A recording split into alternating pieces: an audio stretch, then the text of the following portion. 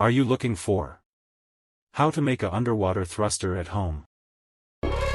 Take a PVC pipe which diameter is about 2 inches or 50.8 millimeters. Cut a piece of pipe according to your desired length. Now take a PVC sheet. Mark a line. And cut the PVC sheet. Make a motor clump with this PVC sheet. Now, take a small clockwise or counterclockwise propeller. Attach the motor clump and propeller with 1000 kVA brushless motor. Now attach all these with your PVC pipe. And your underwater thruster is ready to go.